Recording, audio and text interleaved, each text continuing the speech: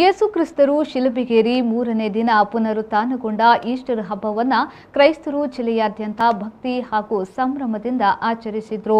ಬೈಬಲ್ನ ನಂಬಿಕೆಯಂತೆ ಯೇಸು ಕ್ರಿಸ್ತರು ಶಿಲುಬೆಗೇರಿದ ಮೂರನೇ ದಿನ ಅಂದರೆ ಈಸ್ಟರ್ ಸಂಡೆಯಂದು ಪುನರುತ್ಥಾನರಾದರೆಂಬ ವಿಶ್ವಾಸದೊಂದಿಗೆ ವಿಶ್ವದಾದ್ಯಂತ ಈ ಹಬ್ಬವನ್ನು ಆಚರಿಸಲಾಗುತ್ತಿದೆ. ಜಿಲ್ಲೆಯ ಎಲ್ಲ ಚರ್ಚ್ಗಳಲ್ಲಿ ಈಸ್ಟರ್ ಹಬ್ಬದ ಪ್ರಯುಕ್ತ ಶನಿವಾರ ರಾತ್ರಿ ವಿಶೇಷ ಈಸ್ಟರ್ ಜಾಗರಣೆ ಬಲಿಪೂಜೆಗಳು ಜರುಗಿದ್ದವು. ಕ್ರೈಸ್ತ ಬಾಂಧವರು ಹೊಸ ಬಟ್ಟೆಯನ್ನ ತೊಟ್ಟು ನಗರದ ಚರ್ಚ್ಗಳಲ್ಲಿ ನಡೆದ ಈಸ್ಟರ್ ವಿಸಿಲ್ ಧಾರ್ಮಿಕ ಕಾರ್ಯಕ್ರಮದಲ್ಲಿ ಭಾಗವಹಿಸಿದ್ರು. ಉಡುಪಿ ಧರ್ಮ ಪ್ರಾಂತ್ಯದ ಧರ್ಮಾಧ್ಯಕ್ಷ ಅತಿವಂದನೀಯ ಜೆರಾಲ್ಡ್ ಐಸಾಕ್ ಲೋಬೋ ನೇತೃತ್ವದಲ್ಲಿ ಧರ್ಮ ಪ್ರಾಂತ್ಯದ ಪ್ರಧಾನ ಕಾರ್ಯಕ್ರಮ ಶನಿವಾರ ರಾತ್ರಿ ಪಾಸ್ಕ್ ಜಾಗರಣೆ ಕಲ್ಯಾಣಪುರ ಮಿಲಾಗ್ರಿಸ್ ಕ್ಯಾಥೆಡ್ರಲ್ನಲ್ಲಿ ಜರುಗಿತು. ಈ ಸಂದರ್ಭದಲ್ಲಿ ಚರ್ಚಿನ ಪ್ರಧಾನ ಧರ್ಮಗುರು ವಂದನೀಯ ವೆಲೇರಿಯನ್ ಮೆಂಡೋನ್ಸಾ, ಸಹಾಯಕ ಧರ್ಮಗುರು ವಂದನೀಯ ಜಾಯ್ ಅಂದ್ರಾದೆ, ಪಿಲಾರ್ ಸಭೆಯ ಧರ್ಮಗುರು ವಂದನೀಯ ನಿತೀಶ್ ಡಿಸೋಸಾ ಉಪಸ್ಥಿತರಿದ್ದರು.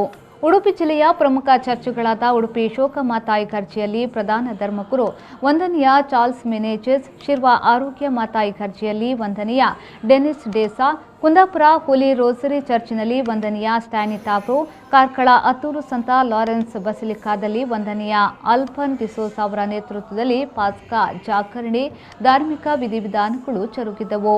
ಈ ವೇಳೆ ಈಸ್ಟರ್ ಸಂದೇಶ ನೀಡಿದ ಉಡುಪಿ ಧರ್ಮ ಪ್ರಾಂತ್ಯದ ಧರ್ಮಾಧ್ಯಕ್ಷ ವಂದನೀಯ ಡಾಕ್ಟರ್ ಜೆರಾಲ್ಡ್ ಲೋಬೋ, ಯೇಸುವಿನ ಪುನರುತ್ಥಾನ ಪ್ರಸ್ತುತ ಸಮಾಜವನ್ನು ಬಾಧಿಸುತ್ತಿರುವ ದ್ವೇಷ, ಅಸೂಯೆ, ಕ್ರೋಧ ಹಾಗೂ ತಾರತಮ್ಯತೆಯ ಕೆಡುಕುಗಳು ನಮ್ಮಿಂದ ದೂರವಾಗಿ ಸಕಲ ಧರ್ಮಗಳ ಜನರು ಸಹೋದರ ಸಹೋದರಿಯರಾಗಿ ಜೀವಿಸಲು ಸಹಕಾರಿಯಾಗಲಿ. ಶಿಲುಬೆಯ ಮೇಲೆ ಮೃತಪಟ್ಟ ಈ ಸ್ವಾಮಿ ಮೂರನೇ ದಿನ ಪುನರುತ್ಥಾನರಾದರು. ಮರಣವು ಅವರನ್ನು ಸೋಲಿಸಲು ಅಶಕ್ತವಾಯಿತು. ಅವರು ಮರಣದ ಮೇಲೆ ದಿಗ್ವಿಜಯವನ್ನ ಸಾಧಿಸಿದರು. ಈ ಮೂಲಕ ನಮ್ಮ ಜೀವನದ ಕಷ್ಟ, ಸಾವು, ನೋವುಗಳು ಅರ್ಥರಹಿತವಲ್ಲ. ಬದಲಾಗಿ ದೇವರು ತಮ್ಮ ಯೋಜನೆಗಳನ್ನು ನಮ್ಮಲ್ಲಿ ಕಾರ್ಯಗತಗೊಳಿಸುವ ಗಾಢ ಅರ್ಥವನ್ನ ಒಳಗೊಂಡಿದೆ ಎಂದು ಹೇಳಿದರು.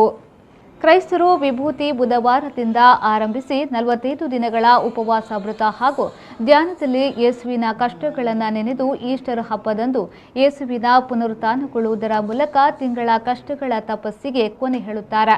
ಈಸ್ಟರ್ ಹಬ್ಬವು ಕೂಡ ಕ್ರಿಸ್ಮಸ್ ಹಬ್ಬದಂತೆ ಕ್ರೈಸ್ತರಿಗೆ ಪ್ರಮುಖ ಹಬ್ಬವಾಗಿದೆ. ಶ್ರೀಕಾಂತ್ ಹೆಮ್ಮಾಡಿ, ವಿ4 ನ್ಯೂಸ್, ಕುಂದಾಪುರ.